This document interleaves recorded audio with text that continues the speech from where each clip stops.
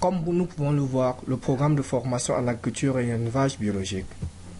Le nombre de jours pour la formation est de 3 jours de formation, soit un premier jour de formation théorique en agriculture et en élevage biologique, un deuxième jour de formation en pratique en agriculture uniquement et le troisième jour de formation la pratique en élevage. Alors, pour le premier jour qui est consacré à la théorie en agriculture et en élevage biologique, comme nous pouvons voir sur cette image, nous avons deux photos.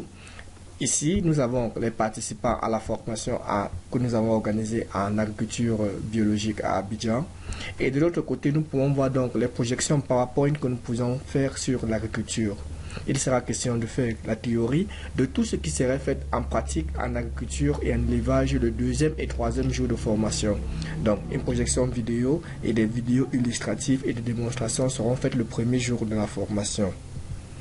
Le deuxième jour de la formation qui est la pratique, nous allons donc commencer avec la fertilisation, où ici nous avons en image la formation à la fabrication des engrais foliaires, donc qui est un type d'agriculture que nous allons vulgariser en fonction des différentes feuilles et plantes disponibles dans vos localités. Nous allons adopter en fonction de ce qui est disponible dans chacune des localités.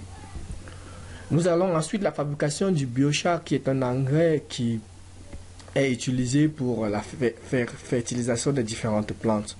Et ici là donc, à la différence des autres fertilisants, le biochar est utilisé après 10 à 14 jours de fermentation en fonction des différents types d'engrais que nous avons.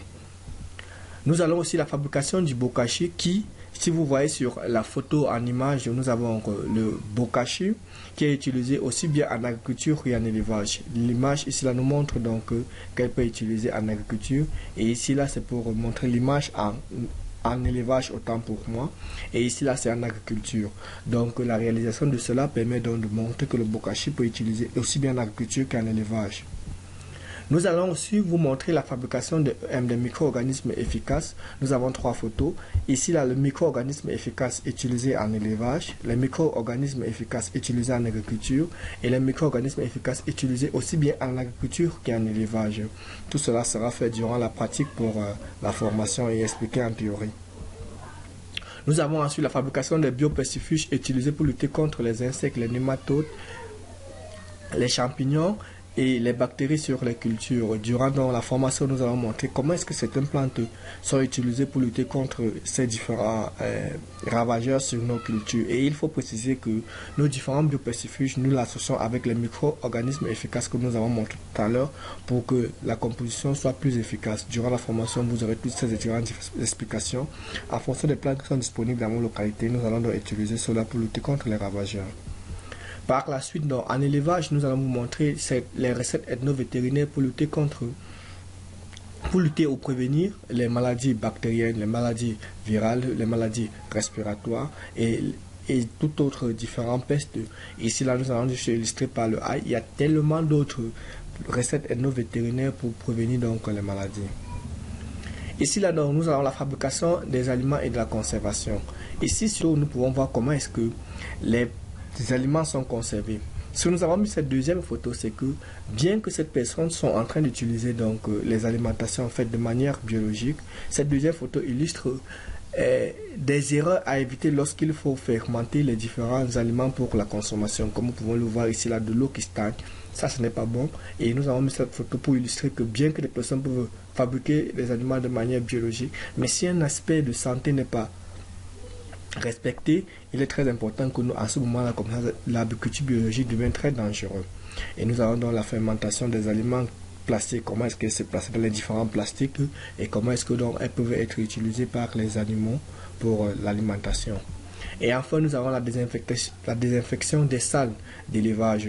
Et cette désinfection, nous allons donc nous montrer aussi bien pour les lapins, pour les différents animaux, en fonction de ce qui est là, comment est-ce que vous pouvez désinfecter les salles afin que votre agriculture soit biologique. Enfin, pourquoi faudra-t-il réserver pour la formation? Parce que dans nos vidéos, à chaque fois nous parlons de réserver à 10 000 francs. Il faut rappeler que le prix de la formation est de 20 000 francs, qui est égal à 12 000 ouguiya, qui est la monnaie utilisée en Mauritanie, et qui est égal à 320 000 francs guinéens. Pour rappel, la réservation est de 10 000 francs, c'est-à-dire la moitié du tarif, qui est égal à 6 000 ouguiya et qui est égal à 160 000 francs guinéens. Et le reste est à payer le premier jour de la formation. Remarquez que le nombre de places maximum pour la salle est de 40 personnes. Donc, pourquoi est-ce que vous devez donc réserver? Pour nous permettre de pouvoir réserver la salle où nous aurons la formation pour les villes et les localités où nous devons payer donc la salle pour la formation théorique, permettre de pouvoir établir les attestations des membres et de remettre dans les supports de formation numérique à très différents membres. Et enfin, la réservation que vous allez donner auprès des différentes personnes ressources dans vos différentes localités, elle va permettre de pouvoir acheter les différents matériaux qui vont permettre la fabrication de plusieurs éléments tant en agriculture qu'en élevage. Vous avez vu les différentes illustrations, comment fertiliser, les types de plastique à acheter, les types d'aliments. Donc tout cela va permettre à acheter le matériel pour vous montrer comment est-ce que ça se passe de manière pratique.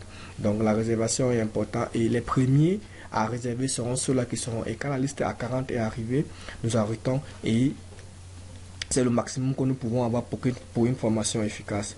Merci pour votre attention et à nous revoir à la formation dans vos différentes localités.